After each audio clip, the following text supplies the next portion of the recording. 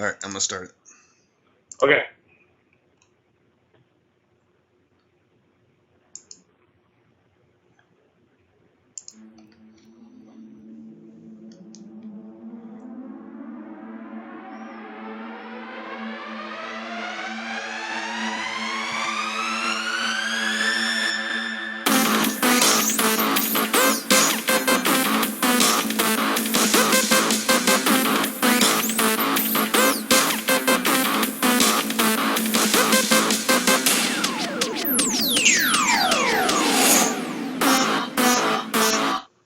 QCSportsInferno.com presents ZRadio with Mike Ackerman. I'm Corey Schrader.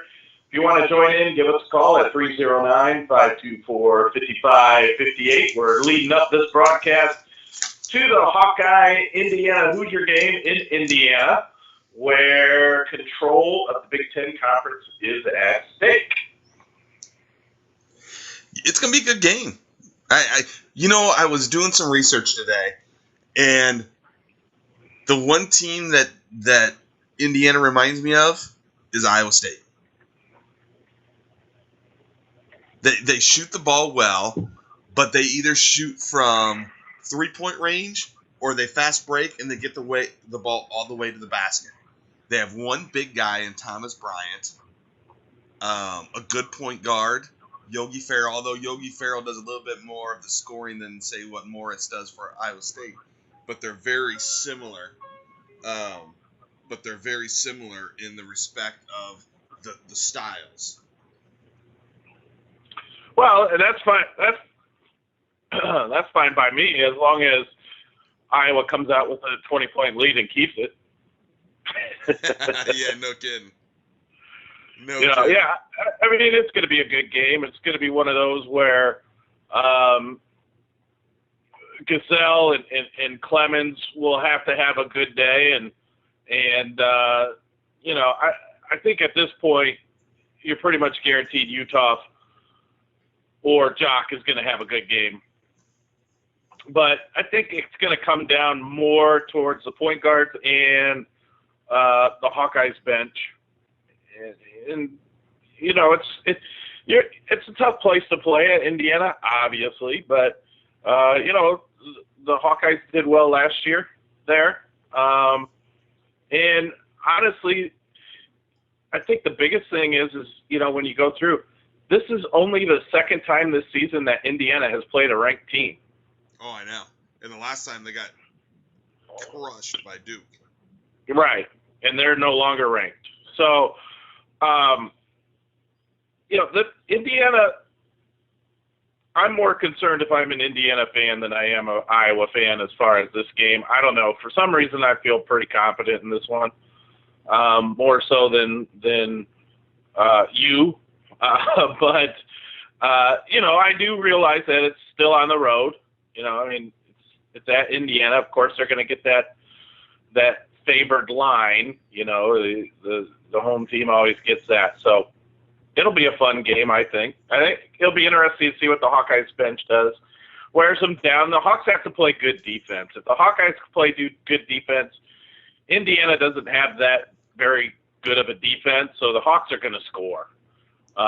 It just comes down to limiting the damage beyond the three-point arc.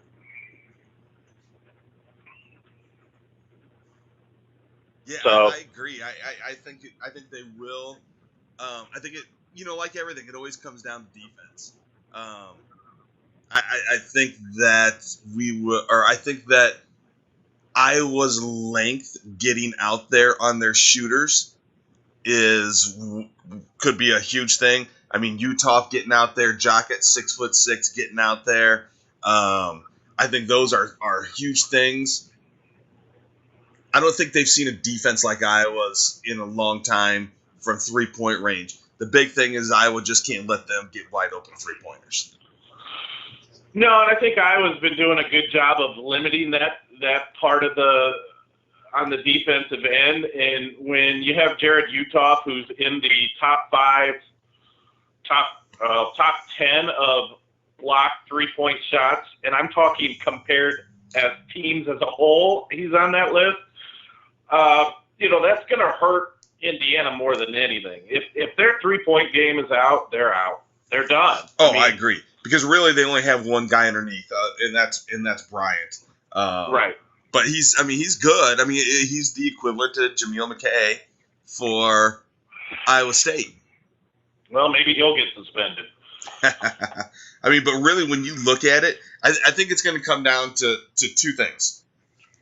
Can Iowa stop their 3-point shooting from just going off? I'll say the same thing I said about Illinois.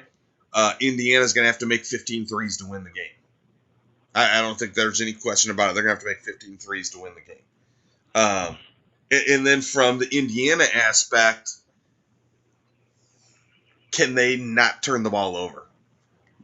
That's where the big difference when you look at stat-wise between the two teams is Iowa's assist to turnover ratio is much, much better. They both steal the ball at a high rate. Indiana gets 7.3 steals a game. Iowa gets 7.1. But the turnover margin, then Indiana turns the ball over much more because Iowa's a plus 3.5 in turnover margin, and Indiana's a minus 0.8. So I think that's a big deal when you start looking at the turnover, or when you start grading out the game and figuring out how this could go. Is it could go two different ways. If Indiana doesn't turn over the ball and they're making 3-pointers, it's going to be a long night for Iowa. If Iowa can handle, or if Iowa can get their defenders out on the 3-point shooters, not allow them to hit those 15 threes, and then cause them to turn the ball over, then, or at least win the turnover margin by a lot, it's going to be a good. Iowa's going to come out of the night with one step into the Big Ten championship. I mean, Indiana has to hold on to the basketball and make 3-pointers to win the game. Well, I'll tell you one thing. Everybody is going to be rooting against Iowa today. You've got Nick Vitale calling the game. He doesn't like Iowa. Maryland, they want Iowa to lose to make it a 3-way tie at the top as far as the loss column is concerned.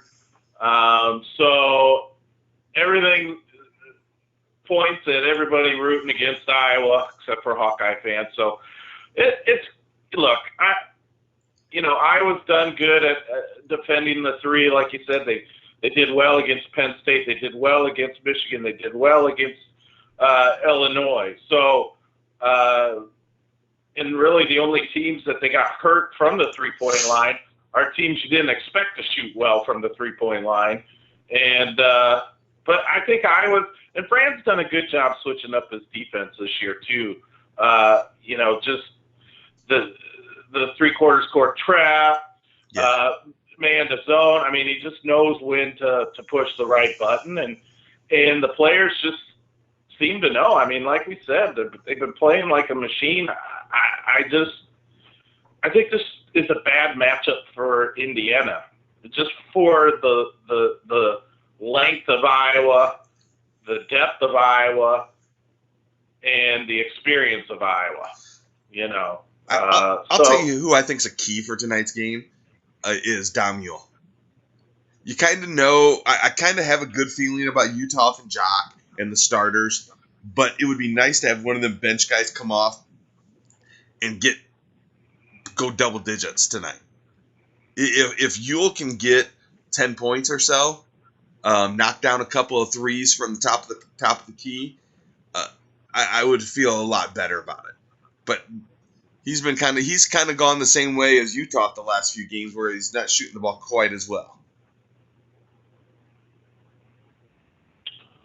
He's had kind of a struggle the last few weeks, as far as I'm concerned. But I mean, but at the same time, Iowa's still winning, so it's something that you kind of look at and don't really pay attention to. But yeah, I would agree with that. I mean, the bench is going to be key.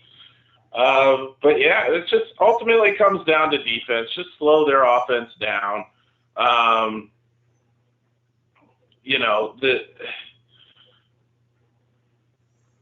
I don't know. I just don't see Iowa, unless they have an off night shooting the ball, losing.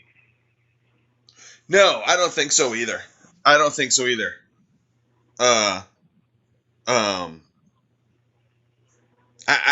don't either. I think if Iowa, you talk about Indiana and 15 3-pointers.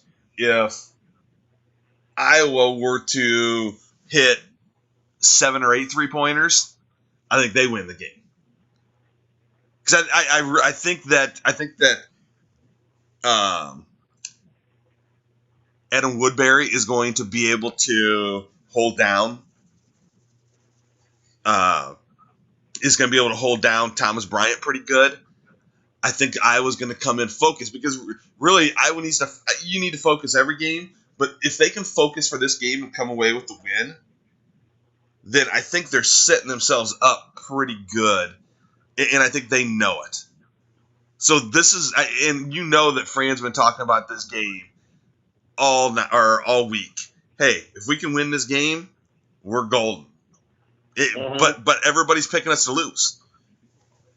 You know, most of them are picking them to lose. Did you see the ESPN thing that came out yesterday that talked about who the Final Four contenders were, and Iowa wasn't listed in like 40 experts? Iowa was listed in like 2 of them. Oh no, I did not see that. ESPN had it. Wow, Jesus. And here we go again, same story, just a different sport. And the problem is Iowa has one of the best resumes in the country. And they're still getting disrespected. Yeah. Look, I mean, you look at the way Iowa's playing, you could see them as a Final Four team. It's Absolutely. hard to get to the Final Four. I'm not saying they'll make it to the Final Four. Who knows? They could. I mean, but they're solid. I've never seen. I can't recall an efficient team, not only on offense but on defense, from Iowa in a very, very long time. Right. You know, like last year or the year before. You had Iowa teams where they had their collapse. This team just doesn't have a collapse in them. Even if they lose today, I still think they're good. They're good. The only problem is Maryland. We'd have to hope Maryland would lose one of those games, but I think Iowa getting a win at Indiana should propel them to the Big Ten Conference champion, and I think Dick Vitale needs to get his head out of his ass and vote him a little higher next time. Oh, absolutely. It might be a little bit sickening tonight, to be quite honest, because you're going to have Vitale talking, and you know he only the only team in the Big Ten he loves is Indiana. That's it. Indiana's the only team that he really likes in the Big Ten. Michigan State, I think he likes a little bit because they've been the best for a while, but he's still got his Bobby Knight love, and he loves Indiana. He's going to spend half his night talking about Indiana and the good old days and Bobby Knight and Steve Alford. Oh, yeah, the Steve Alford crap. Oh, my God, we're going to hear it, and it's going to drive me nuts. Yeah, here's how the game's going to start off. It's going to be, I think, was it Reese Davis? Yeah. Okay, so, he's going to go through his spiel. Dick Vitale's going to come out, talk about, the history of Indiana and Assembly Hall, and then they're going to talk about the renovations that they're doing, and where they're opening up one side of the arena to have more natural sunlight in, and expand the bleachers, and then they'll talk about Bobby Knight, and then he might throw in some Tom Davis a little bit, and then his blip about Iowa will be Fran McCaffrey has done a really good job coaching this year to make Iowa surprising team at the top, but then he'll turn around and make it sound like Indiana is what Iowa is right now. Right. Oh yeah. He will spin it, and he will sell the fact that Indiana lost to Duke because he loves his Duke. Yep. But he'll sell that as, Indiana played them tough, blah blah blah blah blah, and ignore the fact that Iowa has more top 30 wins than any team in the country right now. Any team in the country. So he'll ignore that, but spin it towards Indiana. So you get ready to puke, get ready to cuss at the TV, get ready to shut his trap, and you really can't turn. I mean, you could turn on the radio, but their commentary is a few seconds ahead because they, have 5-second delays or whatever on TV on ESPN. So it's just gonna be a nightmare game broadcasting wise. Right. There is no, you're not going to get any Iowa love. And if we do, I'll be shocked. No, I agree. You're not going to get any love at all tonight. None. It's all going to be about Indiana. And if Iowa were to win the game, it's going to be about Indiana not playing well, not about Iowa playing better. How far they've come since the Bobby Knight days and the Steve Alford days. Or how far they've fallen. Right, exactly. How far they've fallen. And Steve Alford, when, the rivalry, because he played at Indiana, went to Iowa, and Iowa shoved him out. He'll say something stupid like that, and ignore the fact that Iowa has the most wins of top 30. Ignore the fact that Iowa is pretty much beating everybody but two teams by 10 points or more in the Big Ten. Ignoring the fact that Iowa is a top 15 or top 20 offense and defensive team in the country. Yep. Completely ignoring that Utah is up for the Wooden Award. Completely ignoring that Utah and Cassell are academic All-Americans in this district. Completely ignoring that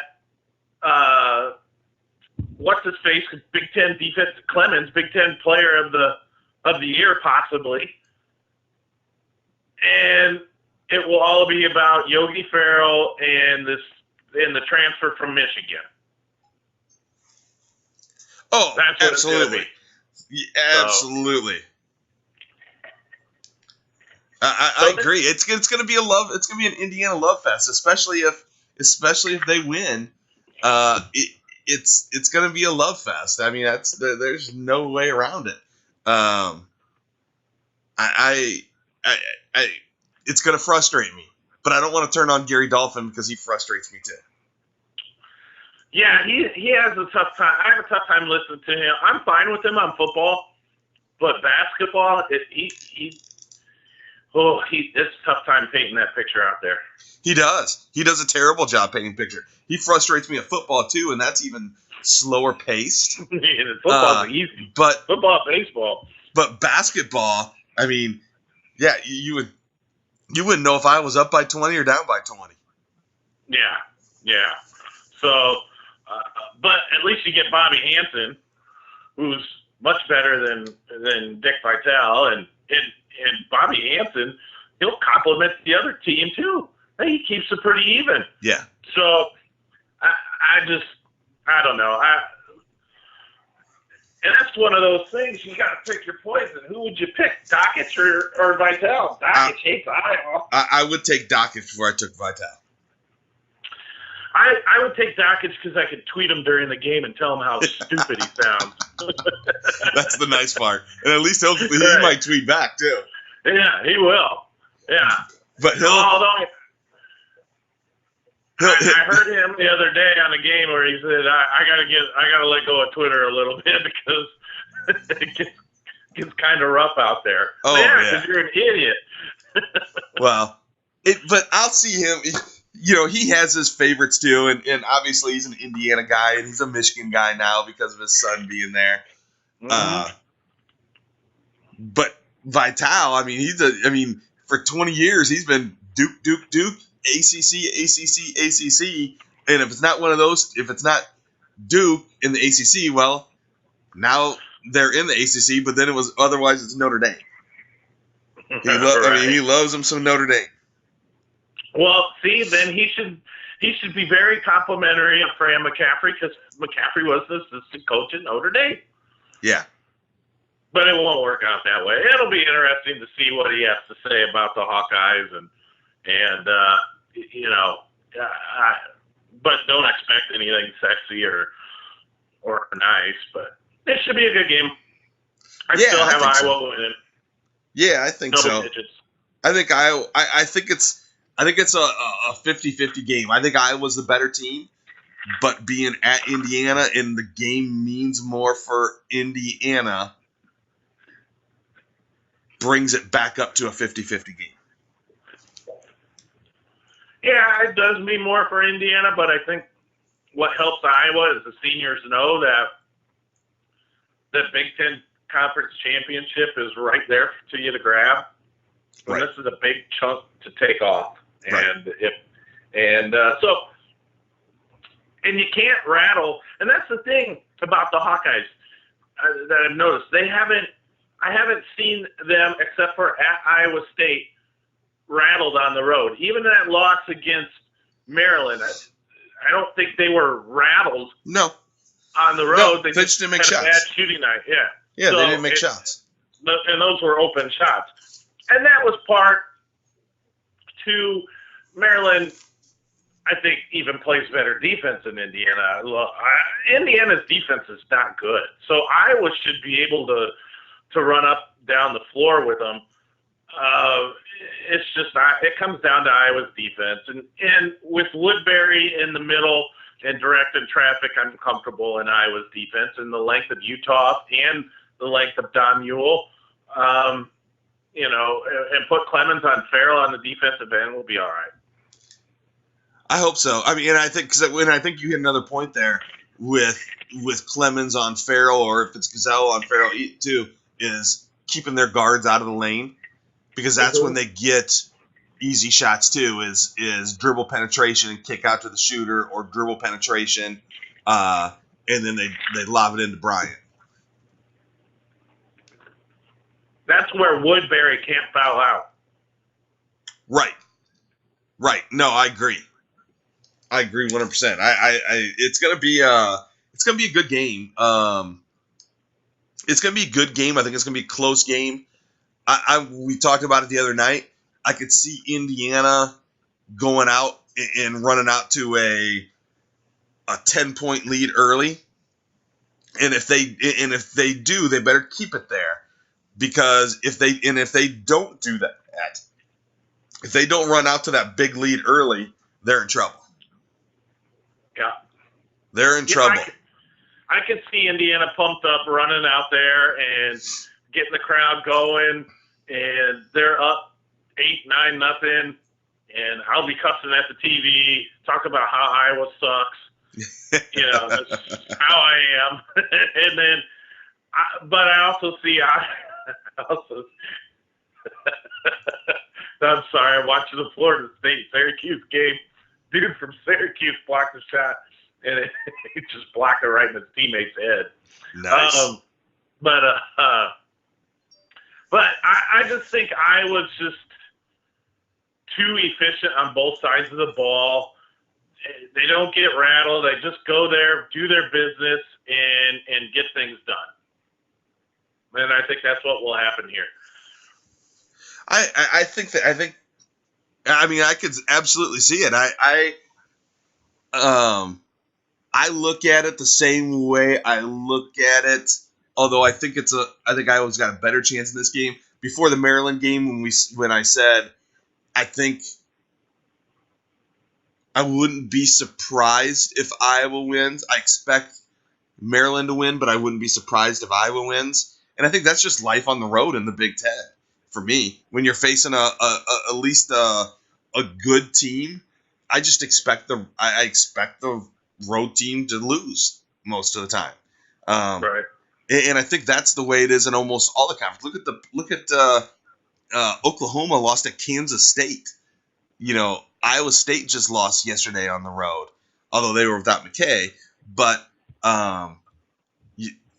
Indiana just lost to Penn State on the road. Michigan State lost at Purdue. Who did Maryland lost at Michigan? It's just one of them things when you're on the road and you're playing a good team. I expect the home team to win, and if the road team wins, then you are better than what everybody thought you were. Because that's a legit win on the road. Oh yeah, I mean, Iowa's just knocking down everything right now as far as a win at Indiana. Again, that puts Iowa in the golden position. And I don't know. I think Iowa State is just, they've got problems. Yeah, you know what? We talked about it a little bit the other night.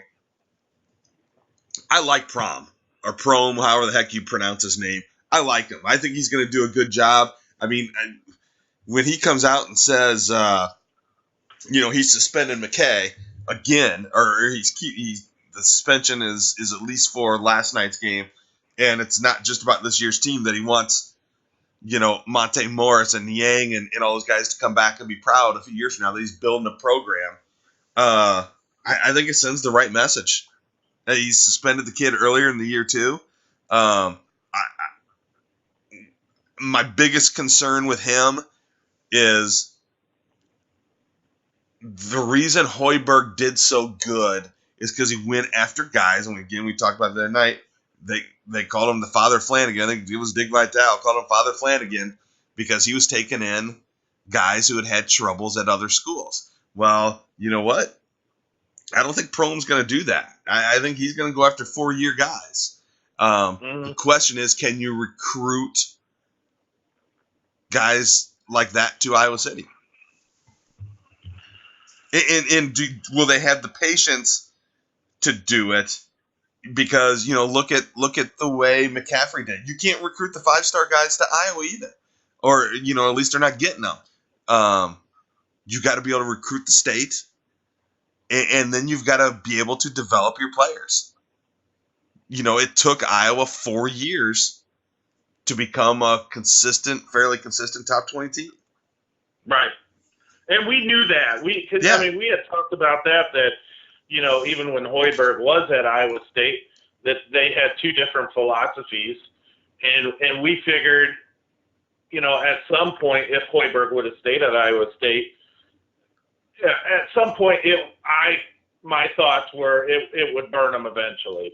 Right. They would bring in a couple of these cast-offs that were behaving whatever, and it would burn them. And but he left at the height of it to follow his dream, and I don't blame him. I mean, if his dream was to coach at the pros, by all means, do it. Right. And Fran was, we're tearing this down. Right. The philosophy that you've had, you went from the Pierce debacle and Steve Alford debacle to a guy who got his playbook from Hoosiers. You know what annoyed me the most about Licklider? There was a couple things. One, he would sit all the way down right next to the scorer's table, as far away from the players as possible.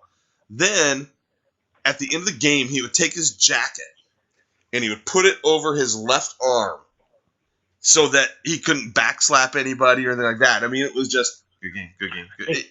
Just the little things like that annoyed the crap out of me. Well, there was a lot to be annoyed about with him, but I guess I never paid attention to his jacket. It did. I noticed it right away.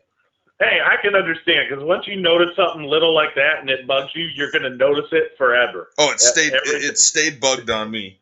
But, yeah, I mean, and you know what? I like the way Fran has done it. I've always thought if you could build, you know, from the bottom to the top. Well, but here's the other thing too is, and I've said this for years, and Tom Davis started to fail at it near the end because he wasn't recruiting well enough, and then Alford did it a little bit, but then we started to fail again. Get the best players from Iowa every year. Look at the starting five. I mean, I know Gaselle's from Nebraska, but I consider he's still got Sioux City in the name, and he played on an Iowa AAU team. The only guy not in the starting five who I don't consider an Iowa guy is Clements. Other than that, you got 4 starters from Iowa. Well, I think that was one of the biggest things with Tom Davis, because he had Collison, and he lost on Collison, and who's the other guy? Yeah, right. Yeah, LaFrance. So he lost out on those top recruits there, and I think that was more of a factor than I think what was being told. I think the excuse was, well, we're getting to the second round and that's it. And then you realize, God, I missed just getting to the second round type of thing. Right. But I think you're right. I think what happened was he was starting to lose some of these recruits. But I always thought Tom Davis was a good coach and a bad recruiter. I always thought that. And because he did a good job with George Raveling's kids. Mm-hmm. But after that, yeah, he had some good players. Look, I mean, he obviously he did, but I don't think he recruited as well. I always said if George Raveling could recruit and Tom Davis could coach, the Hawks would be very good. Yes. Oh, there would have been no doubt about it. Because the thing is, Raveling recruited the type of player that Tom Davis needed. Right. Yeah. The problem with the thing with Tom Davis that he wants the same type of players that McCaffrey's getting. The problem was he didn't go get them players most of the time. I mean, how many good shooters did Davis recruit? Kent McCausland was probably one of the best shooters he had, and he was a walk-on to begin with. And then obviously Chris Kingsbury. Right. But other than that, BJ he didn't recruit. You know what? I'd like to know who the best 3-point shooters of the Tom Davis era are. That'd be tough. Because like a Ryan when was Ryan Luersman there? Was he was Alford, wasn't he? I think he was Alford. So none of them guys were great shooters. So he wanted to play that run and gun style. The problem was the game had started to adapt a little bit, and you needed to have them shooters out there too. And he just never got the shooters, in my opinion. Other than Kingsbury. Kingsbury was obviously a shooter. Well, you know how you mentioned about things that annoyed you with Licklider? Yeah. When we brought up Raveling, you know what annoyed me about Raveling? When he wore the sweatsuits? Yes! Those damn sweatsuits. I remember my dad cussing at the TV going, at least act the part. What is this? You ain't going to go in the game. Yeah. And when he pointed that out, and I would see other coaches, I'm like, yeah, that is kind of... Well, then when he went to USC, he ended up putting a suit and tie back on. Yep. I wonder, how long did he last at USC?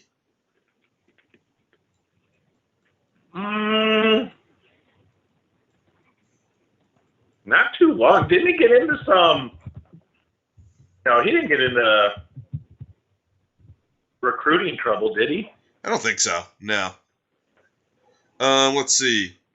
He was at USC for 12 years. From 86 to 94. Yeah, because he was. But 86 was Iowa. He only had 2 NCAA teams at USC. 91 and 92. It amazes me how USC as a whole has trouble getting players. Maybe because they're all going to UCLA, but you would think that, basketball is pretty popular out there. They've got a lot of good athletes out west, Yeah. Yeah. No, I agree. They just don't. It's obviously a football school. I went out there. I remember just a couple years before Raveling went out there, and they played at the old Los Angeles Arena. USC did, and it was a dump. It was an absolute dump. I'm pretty sure they've got a new arena now that they play basketball in, but they just didn't put the money into USC. And USC is actually pretty good at basketball this year. They got the guy from Florida Gulf Coast, Dunk City, and it took them a while, a couple years, but now they're pretty good. But man, he ruffled some feathers when he got there because old Golden Boy Alford, he called him out as soon as he got the job. Yeah, he did. He said, well, I've been coaching for 2 years or whatever it was, or maybe even just 1 year. He said, I've already got one Sweet 16 team. He's been coaching for 15 years. He's only got one Sweet 16 team.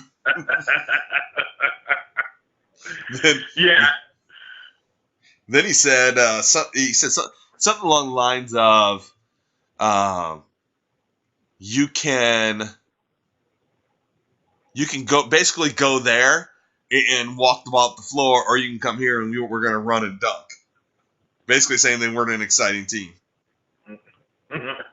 But then the funny part was in the first year UCLA played them, they beat the crap out of them. Gosh, wouldn't that be nice to finally meet up with Steve Alford in the tournament? You know what? That's always something that scares me, to be quite honest. Everything scares you. Yeah, that scares me. That's because everything scares you. Hawkeyes could play Incarnate Word, and you'd be like, well. I would. Because I'll tell you what I'd do. I'd go, you know what? You have a cool name. What I'd say is, Iowa's got nothing to win here. If they win like they're supposed to, who cares? You beat Incarnate Word. If you lose, you lost to Incarnate Word. Right. That would be my thought process going into that game. No doubt about it. Exactly. I remember a few years ago when it must have been 2009 maybe, when Iowa was going to the Orange Bowl, and that was in the middle of Boise State's good run, and there was talk about Iowa playing, I think, Boise State in the what's the name of it? The one in Arizona. Oh, yeah. Fiesta? The Fiesta Bowl. There was talk about Iowa playing Boise State in the Fiesta Bowl, and Boise State was and they were a top 10 team, and I was like, and people were telling me, oh man, it'd be such a great game. I'm like, I don't want to play Boise State. Well, why don't you want to play Boise State? It's because you're supposed to beat Boise State. We're from the Big Ten. You lose to Boise State. You lose to Boise State if if everybody's gonna make fun of you. If you beat Boise State, you're from the Big Ten. You're supposed to beat them. I don't want to play Boise State. What do you get out of that? I don't think there is one single matchup that you would be comfortable with. Hell, they lost to South Dakota in the preseason. I'm nervous before every damn game. Every game. They're going to play Minnesota on Sunday, right? Yeah, you'll be nervous about something. I will. I mean, Minnesota's going to be ready to play the game of their life. I was due for something bad to happen. Right. Or the basketball team's going to get revenge for the football team winning the Floyd of Rosedale. Right, exactly. I'll find something. I will find something to be upset about or be nervous about. There is no doubt about it. I will be nervous. Yeah, that's just Debbie Downer. Well, I see all these things about the Cubs and all the accolades that they're getting, the number one, the power rankings, and blah blah blah. And all I can think of is, my God, if one of them pitchers gets hurt, they're in big time trouble. That's all I can think about. What if they're not as good? What if the guys have a sophomore slump? The Cardinals are going to be all pissed off because, and they're going to come out and they're going to win 105 games and they're going to give a big fat "I told you so" to everybody. You know, I'm the type of guy who, if Yogi Ferrell was in a 1-for-20 slump coming into tonight, I'd be going, that's bad news because he's going to break out of it at some point. But if on the other hand, if he was 18 for 20, I'd be going, my God, he's hot. Right. Oh yeah. I mean, you're gonna you got to find something. Oh yeah. And I'm sitting here double digits. They're going to win by triple digits. Triple digits. It's going to be 101 to 1. You're right.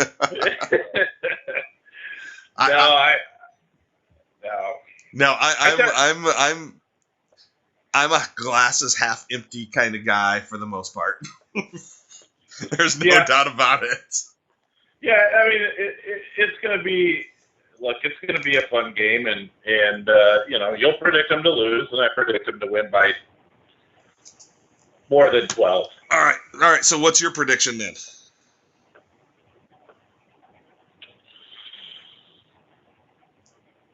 $75. Well, let's see here. No, 70. 78 to 65, Iowa. I'm going to say 70. We were close on the winning score. I'm going to say 79-75, Indiana. Oh, I knew it. I knew you'd pick them to lose. I knew it. 79-75, Indiana. So let's write this down. Corey is 78 to 65. Yep. Dick Vitale is 79 to 74, Indiana. 79-75. 79-75. Yes. All right. I can.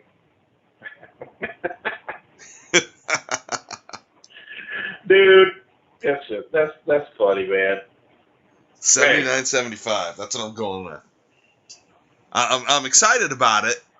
I can't wait, but on the road games kill me. When they come back and play at Iowa, I'll definitely be taking Iowa. Yeah, well, I don't know about that. That one I'd kind of. I would wait and see on that. Look, they won at Illinois. They won at Rutgers. They won at Michigan State. They won at Purdue. They almost won in Maryland. I'm confident. And they're playing a 9-2? I don't know what they are. That hasn't played anyone but Duke. And Duke's not even rated anymore. So the thing that scares me about a team like Indiana is just because of their shooting ability. I mean, look what they did to Michigan, who I don't think Michigan's a bad team. I mean, I've said it before. I said it the other night. I think they're the toughest team Iowa's played so far this year, other than Maryland. And I mean, they went on a 25-0 run against them, and they hit everything. That's the thing that scares me. Is I think more than most of the other teams they play because they have so many shooters, they can go on a 16-0 run or a 12-2 run like that, and especially at home. But that's where Iowa's ability to handle the basketball and not turn it over, and their ability to hopefully throw the ball down low to either Woodbury or Utah will come in handy. So, look, I did, but you also got to be impressed by Iowa's defense. So Iowa's defense is the great equalizer for their offense. I just don't see how Indiana wins. well, but you know what though? Indiana's defense isn't. I mean, they're both Indiana and Iowa are sitting at 8 and 9 in the league in defense. Now, some of the reason those two are sitting higher in the league standings in defense is because of the style of ball they play. I mean, they're both get it up and down the floor type of teams. So I think that's why they're where they're at in the league. As far as efficiency goes, I think Iowa's a better defensive efficiency team. But you never, I mean, it takes a 3-minute spurt and put up 12 points in a 3-minute spurt, and things can go crazy. Look, they played Rutgers, Nebraska, Wisconsin twice, Ohio State, Minnesota twice, Illinois, Northwestern, Michigan, and Penn State. Michigan's the only team in the top 50 they've beaten. That's it. Yeah. Yeah. And you know what? The thing is, until the Michigan game, you would, well, really, I look at it like this. Until the Michigan game, people complained about their schedule. Now, the only thing I would have said to that is, hey, they couldn't control who they were playing. Look at Iowa in football. People complained about their schedule. They couldn't control who they were playing. And then they beat Michigan.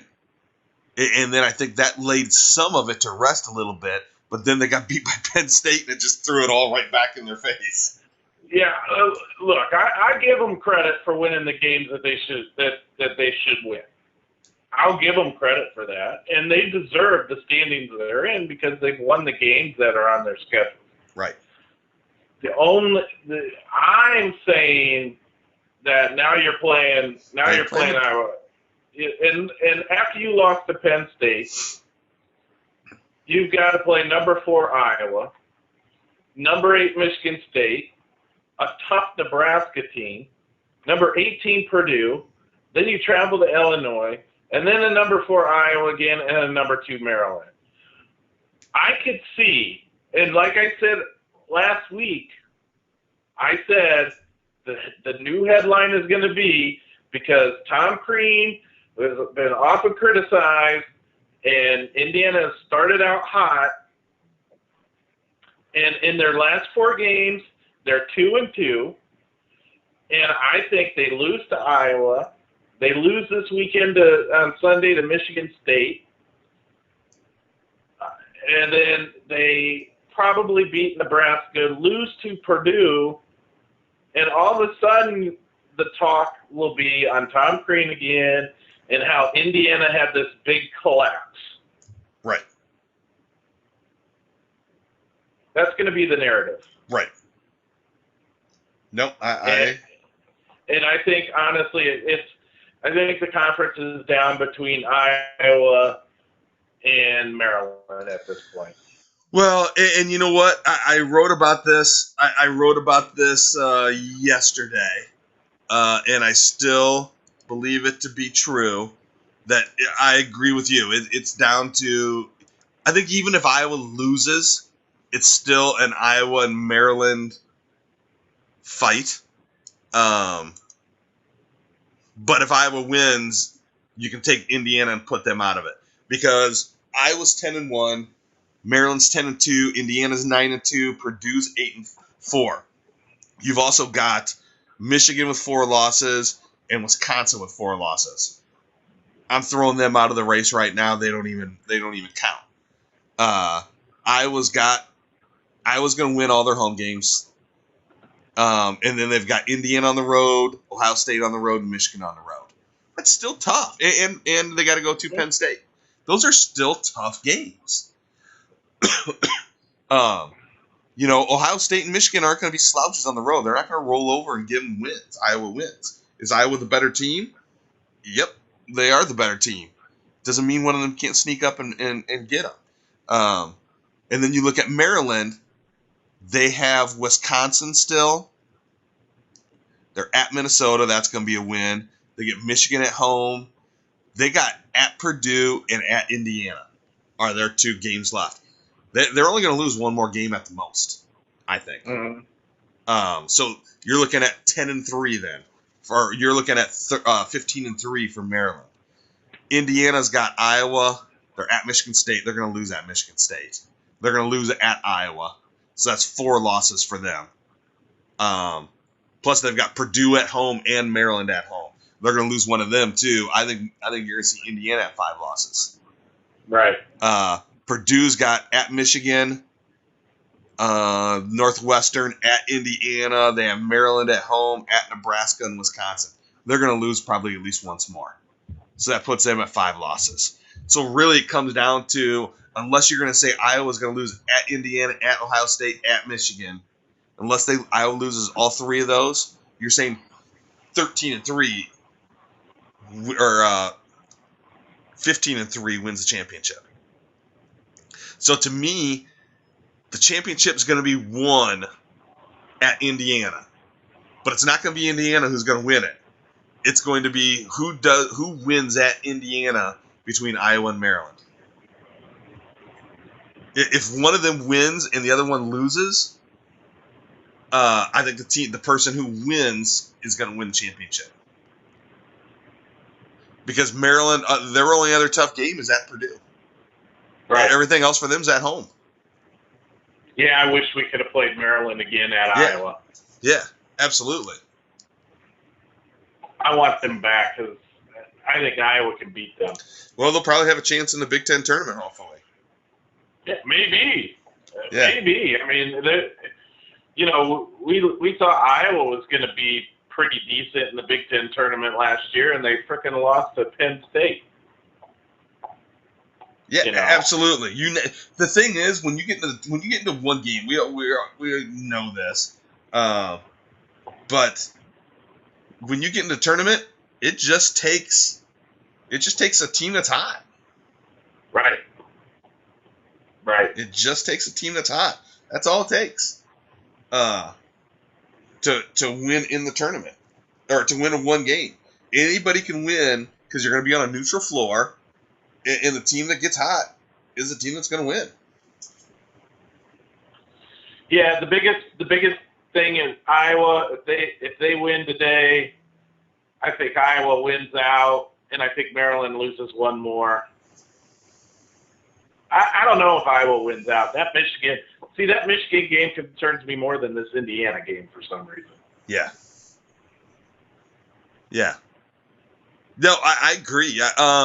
I don't know that I agree with that they worry me more, but they worry me at least the same amount. Here's my hope by then is that Iowa can maybe have it clinched by then. Yeah, that'd be nice, and they may by then. At that point, the only thing though about playing then is that you would then lose. If you want to win, because you're also playing for seeding in the national or in the NCAA tournament. Right. Well, yeah. I mean, look, win the Big Ten, conference. I want them to. I think if they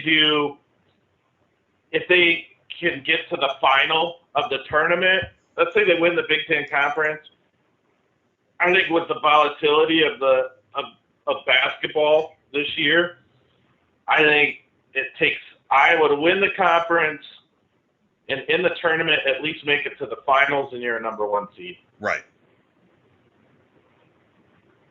Yeah, I think I think you're right. I think you're right. I think they can lose another game.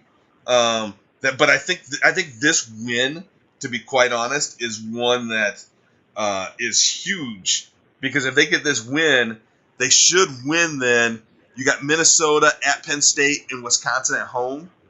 That would mean you have won. They've won 3 in a row now, right? So 1, 2, 3. Well, that'd be 4, 5, 6. That means they would have won 7 in a row. Yeah.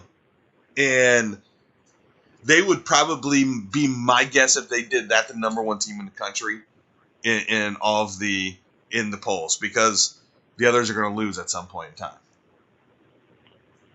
My guess is they'd be the number 1 team in the country, and then a loss at some point doesn't hurt you that much, because if you're firmly entrenched at number 1, another loss isn't going to kill you. No, I don't think so either. You know, this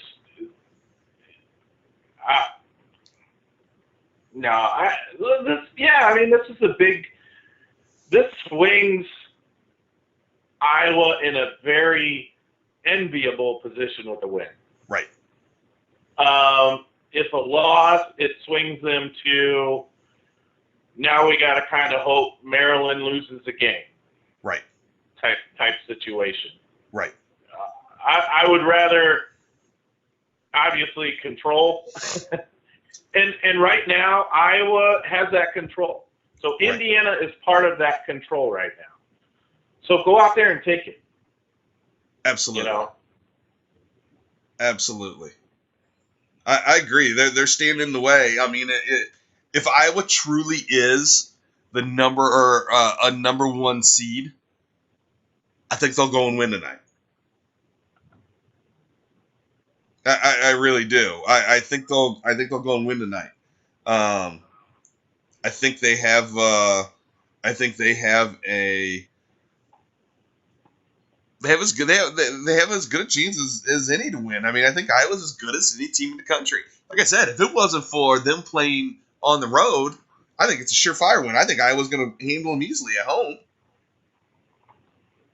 Yeah, I mean, if you look at the rankings themselves, and you look, I mean, Iowa could, I mean, if you look at the top 25, Iowa can beat any one of those teams in that list. Yeah. What are you doing? What? All I'm hearing is like you're thumping on something. I was doing my Ted Cruz impression at the debate. Are you recording the Democratic debate so you can watch tonight? Hell no, I don't watch that. I mean, you gonna watch a criminal or a guy that's spending my money? I'm not gonna watch that. That's too depressing. No nice. way. I actually do have it recording. No, I don't even waste my. One guy. Here's another thing, and I think this will be brought up more in the debate between the Republican and the Democrat once it's decided. If Bernie Sanders wins, I hope someone brings up his age. Would someone please bring up his age? The guy's going to be 80 if he does an 8-year term. Well, they certainly 81. They certainly brought it up to Ronald Reagan. What's that? I said they certainly brought it up to Ronald Reagan. And they brought it up to McCain too. Yeah. Yeah. No, how did you like the Cruz ad that he did on Trump the other day? Here's what I think about it. Remember when Cruz lectured? Gosh, who was it he lectured? Someone said Cruz had put out an ad with his kids in it, and he said, and Cruz said, something about kids should be off limits or something to that effect. And I thought, but then you come out with a commercial with kids in it. Right. You know, I don't know. I don't trust the guy. He's a weasel. He is. He looks like he's got a punch me in the face look. You know who else has the punch me in the face look? Is that Robinson guy from Michigan. Duncan? I don't know what it is. The white dude that hits all the threes. Yeah, Duncan Robinson. Yeah, he's just got that smirk on his face, and it's like, could just someone just cold cock him? He's got a punch me in the face look. And that's Cruz. Cruz got a punch me in the face look. He's an idiot. And it kind of sucks that Christie's out, but looks like he'll be, if Trump wins the nomination, it wouldn't surprise me if he's the VP. I think so too. I think you're going to see that. I think you're absolutely going to see it. The only other thing I could see is Trump has kind of gone out of his way to be a little bit complimentary of Rubio lately. I think he's just trying to be nice, but that would go a long way for him if he chose Rubio as his running mate because he's a young guy and he's a foreign affairs guy. I just don't know if Rubio would do it. Well, and I think it's a good tactic. And and after that New Hampshire and Trump won ahead of the polls that they predicted, I think it's time for some of these people to take Trump a little bit more serious. And I think a lot of them are starting to underestimate him. And there's been a couple polls out today at South Carolina. One had Cruz close to Trump. Another one had Trump with a New Hampshire style lead. Right. So and what I find is the more people rip on Trump, the bigger he gets. You know what I mean? Oh yeah. It's looking like, okay, you're going to rip on Trump and say things like the end of the I'm moving to Canada and stuff like that. I think he starts to grow. And people forget that he got the second most votes in Iowa history that night. You know, The only difference was Cruz camped out in Iowa for months. Yeah. I was thinking people would bring that up. Did you ever see the movie Secretariat? Yeah, once. That's one of my favorite movies. I think it's a really good movie. But the guy for the horse, he was in the last press conference they were doing, he stands up and he says, My horse had the second fastest time ever at Belmont and the second fastest time ever at Kentucky Derby.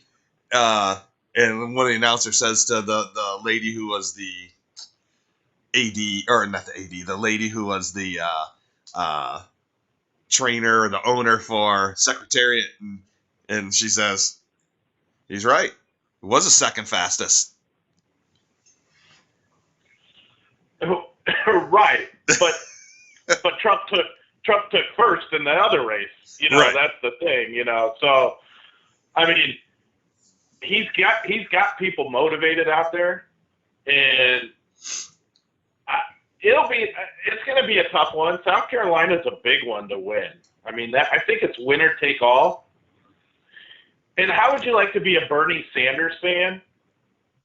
You won by what, 20, 30% against Hillary Clinton, mm-hmm. but Hillary Clinton tied you in the amount of delegates or electorates.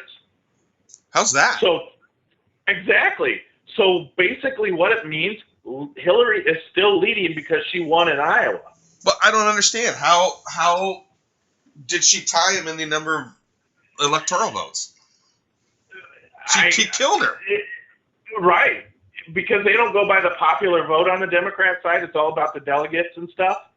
So so you take it by population. So if this county has this population, if they break the delegates that way. And then they have something that confused me was like these super delegates that represent, I don't even know what the hell they represent, but they could choose who they support and that's like a big electoral deal, and they chose Hillary, and then so technically Bernie Sanders gained nothing.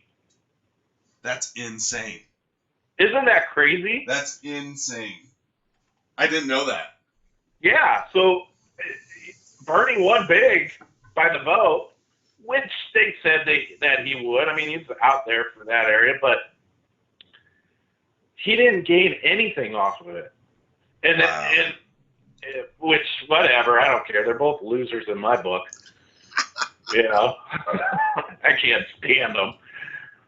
You know, Bernie Sanders, God, you just hear him talk, and you're like, I watched his victory speech, and he's like, and we're going to do this, and we're going to do that, and I'm like, where are you coming up with this money? What cracked me up about it was he just kept going and going and going, and I thought, what? Are you accepting the nomination here? What are you doing? Right. Stop. Well, I can tell you, 5 minutes into the speech, I felt my wallet lighter and lighter and lighter. Yeah. Oh my God, it cracked me up. I was just like, and you know that Trump was waiting for him to get done so he could go out there. And I just kept thinking, he's gonna go out. Trump's gonna get ticked here. And he's going to go out. He's going to go out there and say, I'm going to start because that old bag won't shut up. I thought for sure he was going to. I thought for sure he was going to do that. I would have done it. Oh, yeah. You know, who knows? Trump, whatever. For Christ's sake, he called Cruz a pussy. Oh, jeez. Well, he didn't really say that. You know what? Here's the stupid part. He verbally retweeted it. Right. They had a Trump supporter on the next day on CNN, I believe. Or no, that night. They had a Trump supporter on that night. And she was sitting there trying to tell this panel on CNN that Trump admonished the person who said it. And Trump did. Yes. No, he didn't. Yeah. Well, because he facetiously said, "Don't say that." You know, he was obviously joking with the person. Right. He was being sarcastic. Right. No, this idiot who was on CNN was trying to spin it like he did do that. And I'm like, and even the people that were on there are like, you can't drink that. Even there was other Republicans that are like, you're drinking too much of the Trump Kool-Aid because there's no way that he admonished that person. I would prefer that he didn't admonish the person. Hey, you know what? But you know me, I got a mouth, so I'm all fired up over it. I just think, did you see, though, that one guy, I don't know if it was from Fox or NBC, one of the two, and they were saying how brash Trump is at these rallies and blah, blah, blah, and that he put a bleep in one of Trump's speeches where Trump didn't say a cuss word, but they put the bleep in there to make it look like he said a nasty word. No way. Yeah, so that came out today, and I'm like, dude. I'm like, man. I mean, really, dude? Wow. I mean, you won't have to do it. In a couple speeches from now, he's going to say something that you're going to get all fired up about anyway. So. Well, I remember when we were sitting there at the fairgrounds when he spoke there and he cursed, and I'm like, what did he just say? Mm-hmm. I've never heard a presidential candidate curse before like that. Yeah, because he said he was going to bomb the out of ISIS. Yeah. Oh my gosh, I was dumbfounded. I was like, I can't believe he said that. Yeah, I don't know. It adds some flavor. I like it. You know, it doesn't bother me as much. Just, you know, like I've always said, you might hate a lot of things Trump says, but at least he's not sugarcoating it, and at least you know where he stands. You know, I mean, it's just right out there. You're not going to get the politician well, just say it. Just say it. You don't have to. I mean, if people really knew, half the stuff that he wants to do is going to be very difficult to accomplish. But at least I know he wants to do it. But he's going to have a hard time getting that North Korea dude out of there. That's going to be it. Kim Jong-un? Yeah. Whoops. Even though today he came out and what did he say? He said, "Yeah, we're going to eliminate them in the harshest way possible," or something like that. Basically saying they were going to torture him or something. Just how he gets right into it and stuff like that. But you know what? At least he's charged up and wants to do something like that. Sure. Whether he can get it done or not. And that's the same way with Bernie Sanders and those Bernie Sanders voters too. He says free college and he says $15 an hour and he says this is going to produce jobs, but good luck getting all that passed. Well, that's the thing is he's not going to get all that passed. Even with Trump, the funny part is, in my opinion, it's not good. You probably think of it differently. I think it's not good that we don't know all of his. We don't know all of his policies. He's going to build a wall and he's going to have Mexico pay for it. Okay, how are you going to get them to pay for it? We're going to do this, and so I'm going to be the best jobs president. Okay, how? But I think when he gets a vice presidential candidate, if he's the nominee, and he gets a vice presidential candidate, I think then you'll start to see some of them things come out a little bit better once he gets some people in there to help him a little bit more. Because I still think the problem that he has is that he doesn't have anybody there who tells him, no, this is a bad idea. We can't do that. It's certainly not going to be his kids. He's not afraid to. He has a TV show based on the fact that he was firing people. So he's. Well, and that's what I like. That's what he wants to do, and he's going to surround himself by people, which I think makes a good president. Absolutely. Just like Reagan, that's what made Reagan so good. Is Reagan didn't do all. He said a lot of stuff and he accomplished a lot of stuff that he wanted to do, but he put people around him and put them in charge to be the guy or girl to figure out how to accomplish it. Right. And I think I agree 100%. And I think then that the other part of that is he's got to be willing to take their advice. Mm-hmm. Because, he's going to pick these people. He's going to be in charge of picking these people, and he will do that. Look, the guy runs a billion dollar, more than $1 billion company. Right. He's got sub companies and he employs so many people. He's not stupid. One thing that I want him to get more in the debates where Christie did, and really point out the fact, especially on Cruz, and just say, what have you done? You have been a career lawyer / politician. What have you done substantially? And when Rubio came out with the ad saying, just because Trump has built buildings overseas doesn't make him a good foreign policy expert. Well, I would turn around and say to Rubio, well, okay, you sitting in the Senate not accomplishing much is not good foreign policy either. At least I'm dealing with every country's laws, every country's leaders, every country's, communities. I have to deal with it. And I think if more presidents would surround themselves with people that can not micromanage. Like, I think Obama micromanages way too much, and I think that's part of his problem. He forced that Obamacare through, which is a disaster. But there's one policy that Trump said, and it went through the cracks, and no one's talking about, and I loved it, when he talked about getting rid of Obamacare and opening the borders. I think when they heard opening the borders, they thought instantly about Mexico and the wall.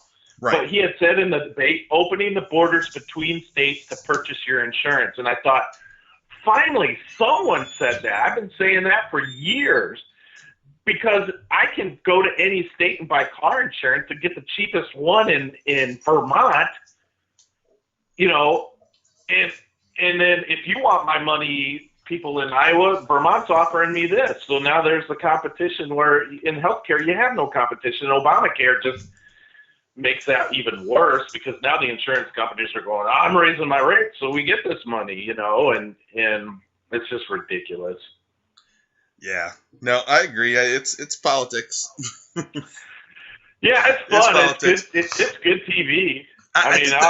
You know what? It's been the cable companies are loving it, because this has been the best. This has been the best ratings they've had in ever, really. Probably since maybe 2001, when during the whole debacle of Florida. Yeah, if I was a Democrat supporter, I'd be a little disappointed that these are my only two choices. I would kind, you know, the other guys that were in there were kind of like, who the hell are these people? They need more people in there. And I think it's a little too late. They're talking about Bloomberg and stuff like that, but I don't want Bloomberg. Are you kidding me? That guy put a cap on Slurpees in New York. Imagine what he'll do across the country. Well, you know what the funny part is? As opposed to, you know, when Perot ran, as opposed to when Perot ran, it killed George Bush. If Perot doesn't run, George Bush wins that election. Oh yeah. That just killed George Bush. But then if Bloomberg runs, it's going to kill the Democrats. Yeah, that's exactly what I'm thinking too, because he came in, and this is how shady Bloomberg was, because he came in, he ran for the mayor of New York after 9/11 as a Republican. Mm-hmm. And that got him the votes, because at that time, you remember Giuliani, everything was Giuliani, yes. And Giuliani was Republican. Bloomberg had to run as a Republican because, hey, I'm like Giuliani, I'm conservative, I'm tough. Well, then he got in and he was like liberal. And then now he is a Democrat, just like Bernie, a Democrat calling himself an independent, you know, and I think you're exactly right. That would hurt Hillary and Bernie. And you know what? If he wants to go in, whatever. You know, and Trump was like, yeah, bring him in the race, because he knows. Right. Right. You know. No, I think they all know that the Republicans are like, sure, go ahead. Go ahead. Yeah, have fun with it. And yeah, it'll be when they get the Republicans debate Saturday, right? Saturday night. And you know what? It'll be better. You know, it'll be interesting for for Trump. I've said it before. He does not know the foreign policy stuff. I don't think he even tries to know it, to be quite honest. And if somebody asks him a question that he doesn't know it, like I said before, he didn't know the two times ago, he didn't know the answer about the nuclear triad. Right. If I was those guys, if I was those other guys, I would have given Rubio gave him the answer. Yeah. I mean, Rubio gave him the answer. If I was him, I would have said, "Hold on, do you know what that is?" Well, now there's gonna be less people on the stage, so there's gonna be more time for everybody to speak. He may get caught in a few of those things if he doesn't start studying up. He might. I think he did better this last debate a little bit with some of that stuff. So I think he's taken it a little bit more serious because I didn't realize he didn't have the ground game like the other candidates did. Right. And in Iowa, mainly because I didn't hear, at least in my neighborhood, Cruz people didn't come by. No one came by. But I didn't realize it was so weak. And then he ramped it up in New Hampshire, which helped him. And now I hear he's doing even more in South Carolina. So yeah, I mean he's got to have a good debate. And I think Trump needs to come out firing on Rubio or Cruz. Now, Cruz is saying Trump's his biggest competition. Rubio is saying Cruz is his biggest competition. So it'll be interesting if Cruz and Rubio go at it, and I'm Trump. I just keep my mouth shut and let those two. Oh, well, and that's what he did the other day. He stayed out of it when they were all attacking Rubio. Now, here's going to be the thing, though, is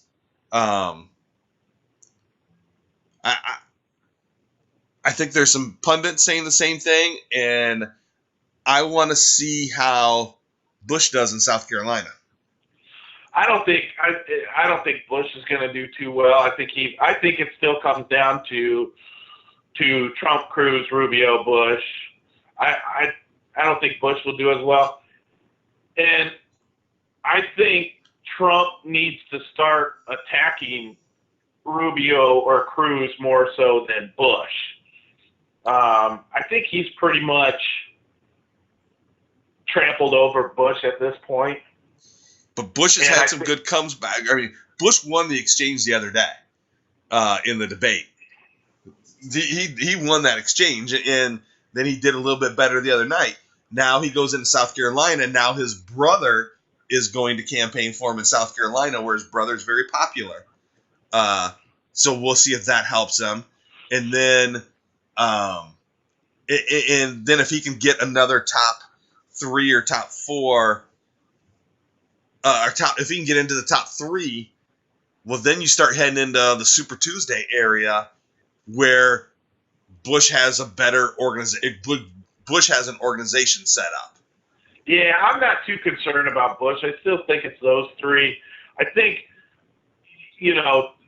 and even Trump admits debates aren't his thing, and he knows it. And the thing with that eminent domain, Trump was a day late, and he brought up a good point. And if he would have brought it up in the debate, that would have buried Bush, and that was the stadium down in Texas. Yeah. Was all eminent domain. Yeah. And if he would have brought that up in the debate instead of a day later, that would have buried Bush. Yep.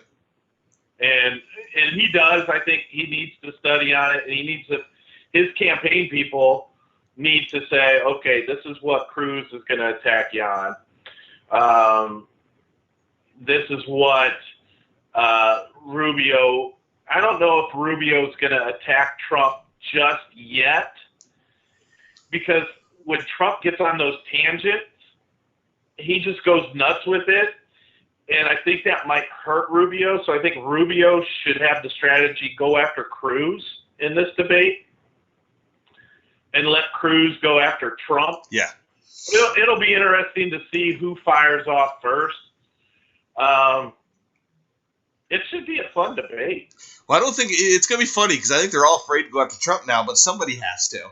But I don't know that I would go after him. I would let the moderators ask the question, and he's going to get a question. Trump Rubio made a good point the other day, and he said, "Hey, you got to know the difference between Sunni and Shia. Those things, and those are the things that Trump does not know." Right.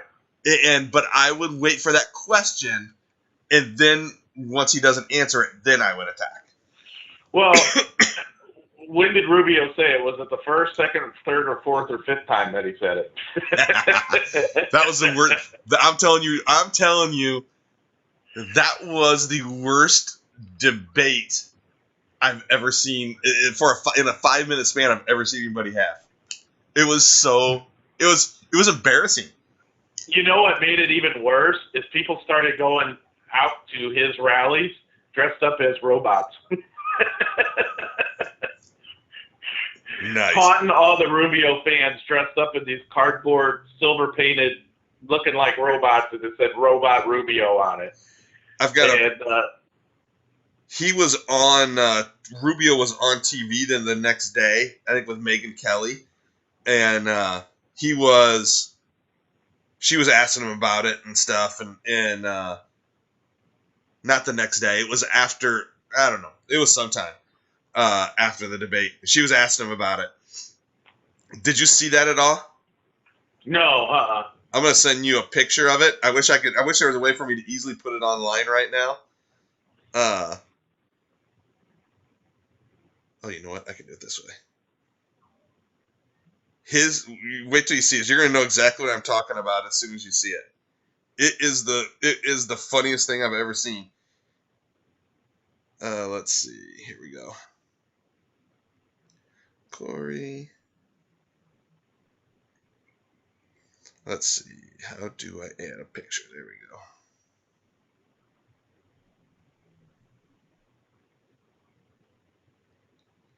That's not it. That's still not it. So I'm gonna send this to you because it is the funniest thing.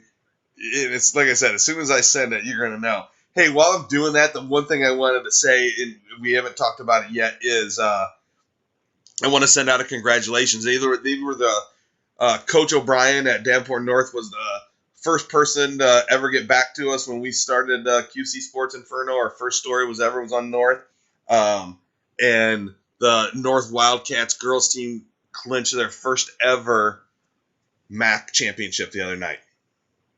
Yeah, how great is that? Yeah, and you know what the best part is? They're all back next year almost. That's scary. Yeah, they're almost all back next year. Well, good for them. You know, I hope they take it all. They have a chance. They certainly have a chance. So I have a soft spot in my heart for those guys because I went to North, one, but two because they were the first person to ever reply to us, and the other thing I like about it is other than one of them, I think they all grew up in the North system. Right. They all grew up wanting to be North Wildcats, and I think in the day and age where everybody moves at will, I think that's awesome. Holy cow, Rubio's ears are red. What I just sent Corey was a screenshot I took the other night when Marco Rubio was being interviewed with Megyn Kelly, and his ear was as red as the Indiana jersey is going to be tonight. I've never seen anything like it. It looks like paint. Yeah. Oh, either he was deeply embarrassed or really pissed. I sent a picture of that. I tweeted that picture to Donald Trump, and he didn't respond to it. No. Oh my gosh. Yeah, that's great. That was something else. Dude, that's great. So. Well, yeah, that's great. Oh, Ebola. That's great for the North girls. I'm happy to see it. Obviously, I'm a Davenport school type of guy, so it's good to see those teams do well. Obviously, going to Central. Well, and we're not we won't announce anything yet, but hopefully everybody will be able to get to see some more of some Davenport school stuff here in the near future. But just a teaser. Yeah. QC Sports Inferno is working up something special that we think the fans in this community will really like, and hopefully we'll have something for you in the coming weeks. And we'll be the only ones to be doing it. Yep. First in the area. So it'll be nice. It'll be nice. So. Well, and then talking about local basketball games, The other night we talked to Coach Hellman at Pleasant Valley, and who were undefeated, #1 ranked team, and we talked about their upcoming schedule and having to play Muscatine and Central and a few teams that are in their bracket. And one of the things we talked about was, playing a team like Muscatine, where a kid like Wieskamp can go off and win a game, and lo and behold, what happens? Yeah. Wieskamp hits a 3-pointer on one end to take the lead, and comes down and blocks a shot on the other end to win the game. Yep. Pleasant Valley, I think, is the best team in that region that they have, but they are by no means going to cakewalk through that area or through that district, because Bettendorf played them tough the other night. You have, and then you have Muscatine, who has one of the top sophomores in the country. Man, how good is this kid going to be in a couple of years? Oh, I know. I mean, holy cow! He might be one of the best players we've seen come out of the state of Iowa. Oh, that'll be that. Yeah, he's going to be really good, and the fact that that McCaffrey, and this goes back to us talking about the Collisons and LaFrance and getting those recruits. McCaffrey got in early, and it's going to be great to follow this kid's career all the way to Iowa. Well, and the thing that I like is he's pretty well-rounded. I mean, I think everybody just thought he was a three-point shooter, but Muscatine's got him playing a lot of post play because that's where he has to play, because that's just they don't have any other size. But he's a shooter, but he can go up and dunk it, and the kid's got game. Yep. And then when I was looking, Iowa City West, the last time I had checked, Connor McCaffrey, I know earlier in the year we had done a quick update on it. He hadn't been shooting the ball very well. Well, then I think he had a concussion, and now he is, now he is shooting the ball. He's averaging 17.4 points a game, and he's shooting 36 for 85, which is 42% from three-point range. Yeah, Wisconsin might be pretty good. Wisconsin? I mean, I'm sorry. I was reading Facebook, and it had Wisconsin. I was looking at some of the updated sports. I'm sorry. Yeah, so what I was saying was Connor McCaffrey is 36 out of 85 from three-point range, shooting 42%. That's huge. Well, I was going to have some shooters. Well, and that was the big thing on him, was he was more of a like a point forward type, but he hasn't grown to be 6'7", 6'8", which some people thought he would. He's still about 6'5", I think, maybe 6'4". So could he be able to shoot? Well, yeah, he's shooting the ball well. That was a concern, and now he's really shooting the ball well. Yeah, look, Iowa's got some good players coming through that pipeline. Next year it's going to be, you lose a lot, so there's going to be a little bit of a rebuild, and but there's a lot of good coming in. Yeah. So, well, should we wrap her up before the Iowa game? Well, yeah, that should do it. Like I said, QCSportsinferno.com will hopefully have some good news here in the coming days, so stay tuned to that. Iowa wins tonight, and they are going to most likely win the Big Ten. Yep. And pretty much ignore Dick Vitale. Oh, plug your ears if you have to. Plug your ears. You got it. Other than that, you got anything? I'm out. All right, QCSportsinferno.com, ZRadio, Mike Ackerman, I'm Corey Schrader. Talk to you later. I'm out.